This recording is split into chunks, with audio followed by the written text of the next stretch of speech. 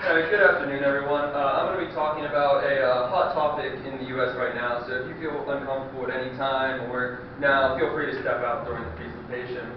So I'm going to talk about gun control and why guns should not be banned, but we should restrict them a little bit. And I want you guys to think about the words gun control for a second and how it's not really about the guns, but the full control over them. And I just want you to ponder that throughout my presentation.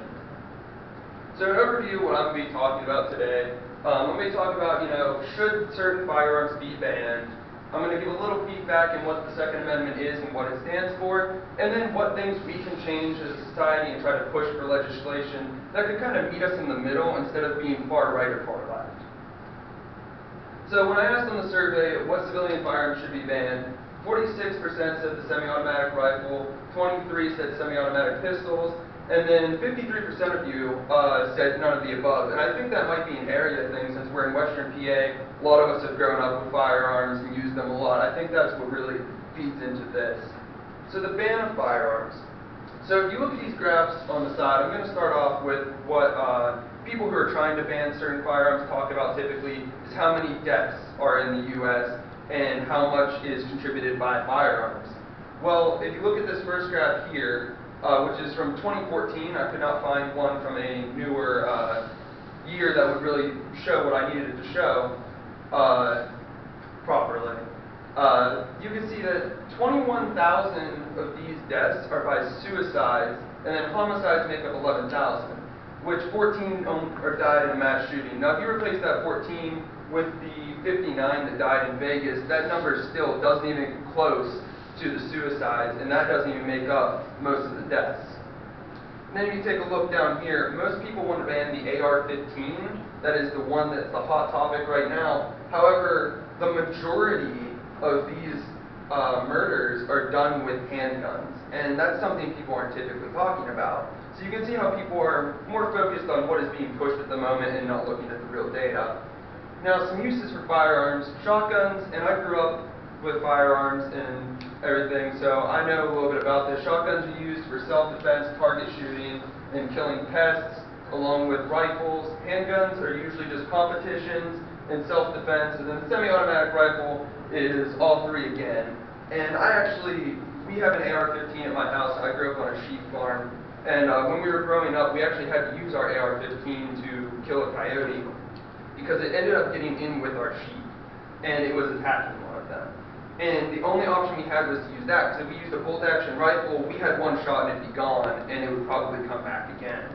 So we didn't want to risk missing. If we used a shotgun, because of the way it fires, we could hit other sheep, and we didn't want to do that either. So using the AR-15 allowed us to accurately place 3 shots at this coyote. We ended up hitting it twice, and we did lose 1 sheep in the process from the coyote, but the majority were saved. So you can see how they have an applicable to our society for certain situations.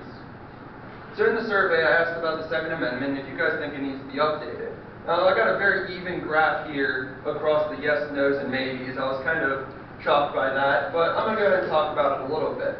There are 2 quotes from the Second Amendment that really stand out. The first one being, a well-regulated militia being necessary to security of a free state. The right of the people to keep and bear arms shall not be infringed. Now what that is kind of saying is, if the government were to do something, we need to be able to stand up against them.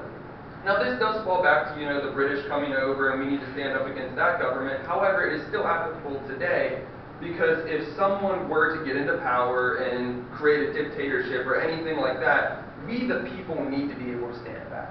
And just to put that into a visual for you guys, down here I have 2 pictures. Over here I've got the AR-15, which is the easiest gun that we can get to fight back in any case. It's a semi-automatic rifle. And then over here I have the LSAT machine gun that the military uses, typically the Marine Corps. Now that gun is extremely more powerful. And if the government were to try to overthrow the civilians and we had to fight back, this is the best situation that we would have to fight back. So banning certain firearms in the long run, if there ever was a situation, could come back on us and leave us just bending to the will of our government.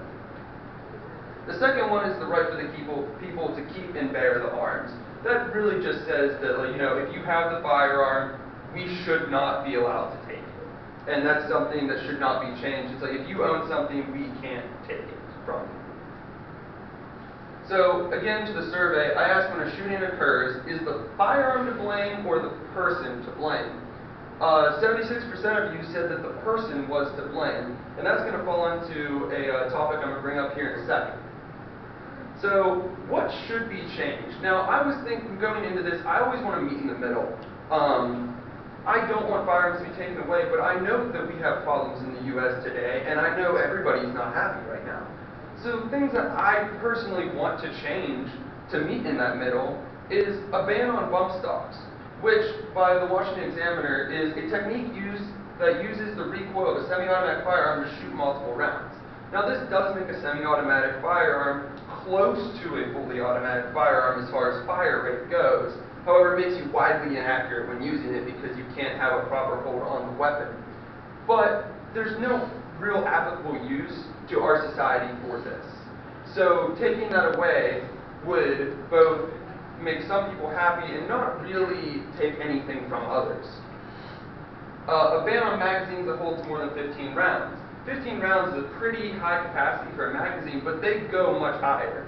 30-round magazines are actually very easy to get a hold of, and you can even get up to 100 magazines if you get special permits to get it. So having 15 rounds, that's more than you would ever need, and that still falls back onto, if we ever had to form a militia and fight back against the government, we would have 15 rounds in our guns to be able to use, so you wouldn't have to reload as much. Now, the last thing I'm going to talk about is, if no mental health checks have been done, you should complete one beforehand. Now, what I'm saying here is, the way the mental health background check goes, and this is part of what happened in the Florida shooting, is you get a background check. It only takes about 90 seconds to a minute to really go through, and if you get any hits on past mental health, then they won't give it to you. However, for me, I've never had anything done with my mental health. So if I did want to do anything and went to buy a gun, it wouldn't show up and they would give one to me. So what I'm proposing is an idea of, if you haven't had a mental health check or anything like that, and I go in and there's nothing on there, I should have to then go get checked out by someone, a professional, to see if I can mentally get a gun. And then that will actually go into the database where they record this information to say, he has had a background check, a mental background check, and he passed it. So the information is there, so you know, oh, okay, he is able to have this gun.